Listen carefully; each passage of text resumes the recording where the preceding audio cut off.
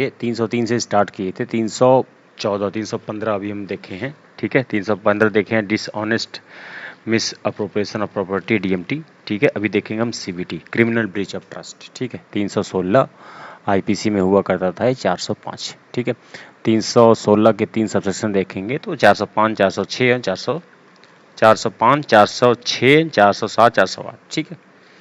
अच्छा, what is CBT criminal breach of trust. देखिए इसमें दो बातों को आप बहुत ध्यान रखिएगा। कोई dominion over property, any trust with property, ठीक है। मान लीजिए किसी प्रॉपर्टी के ऊपर आपको ट्रस्ट किया गया, मतलब any manner interested with property. मान लीजिए प्रॉपर्टी है, ठीक है, इस प्रॉपर्टी पे आप सर्वेंट हो, कुछ भी हो, ये इंटरेस्ट किया गया है। क्या किया गया है? इंटरेस्टेड किया गया है कि अब इस प्रॉपर्टी को देखोगे, ठीक है। आप इस विल को, कोई विल है, उस विल के आप एडवोकेट हो कि मरने के बाद आप इनके विल के बीच वालों को बांट दिया जाएगा। तो इंटरेस्टेड ओवर प्रॉपर्टी, ठीक है, किसी और प्रॉपर्टी के इंटरेस्टेड हो with any dominion over property, मतलब किसी प्रॉपर्टी के पे कोई डोमिनियन है, ठीक है। तो अगर कोई या तो डोमिनियन है या तो इंटरेस्ट है कोई प्रॉपर्टी का, और तब आप उस प्रॉपर्टी को, ठीक है, ओन यूज में ला लेते हैं। जैसे कोई विल है, विल वाला कहा कि भाई मेरे मरने के बाद ए और बी के बीच में इस विल को बांट देना। अब ये बेचारा ई, मान लो ये सी था, ये डाई हो गया। अब आपने क्या किया, बांटने के बजाय इस विल को ओन यूज में ला दिया आपने। कहा नहीं नहीं नहीं नहीं, ये मैं अपने यूज में करूँगा, मैं इसको अपने यूज में यूज करूँगा, ठीक है।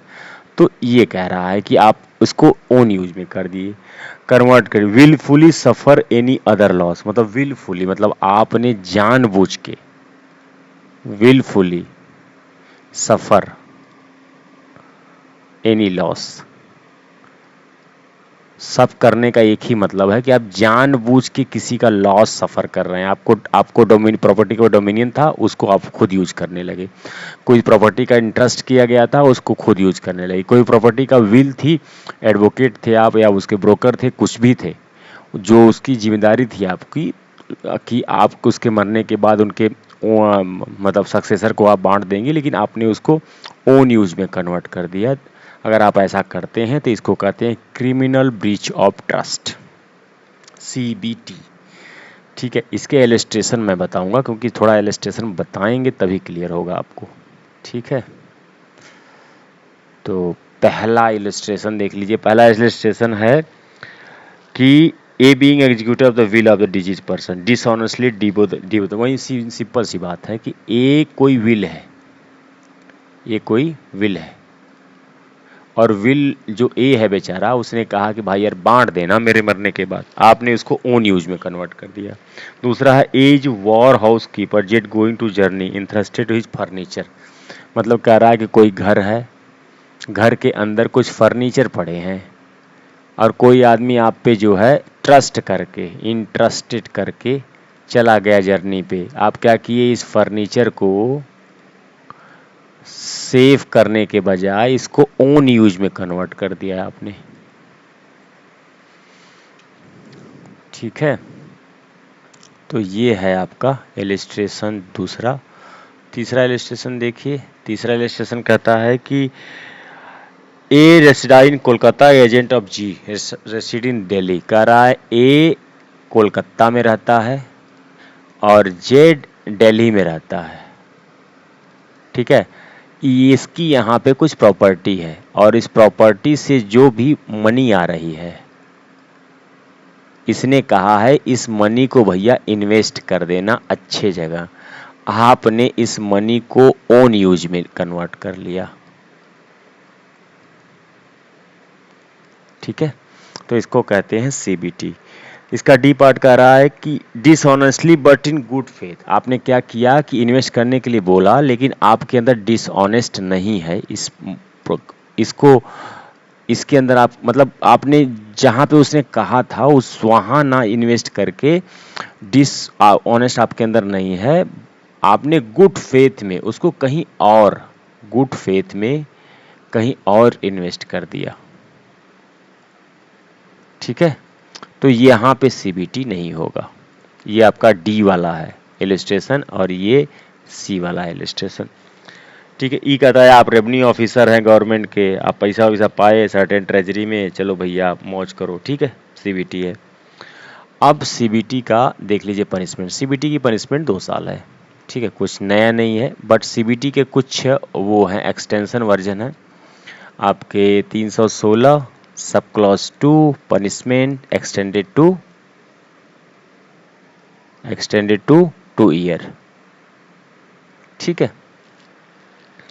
तीसरा तीसरा कहता है सब क्लॉज 3 कि आप किसी भी प्रॉपर्टी के कैरियर हैं, वॉर हाउस कीपर हैं, ठीक है, किसी trust in respect of such property, मतलब उस प्रॉपर्टी के ट्रस्ट है, ट्रस्ट ऑफ सच प्रॉपर्टी, जो ओनर है वो आप पे ट्रस्ट करता है कि आप उस प्रॉपर्टी को सेव रखेंगे और आपने वहाँ पे सीबीटी किया, उसको यूज करने लगे, तो ये नॉर्मली फिर 2 ईयर से नहीं होगी, ये एक्सटेंडेड टू सॉरी ये जो इसकी सीबीटी की जो पनिशमेंट है एक्सटेंडेड टू 5 ईयर, ठीक है।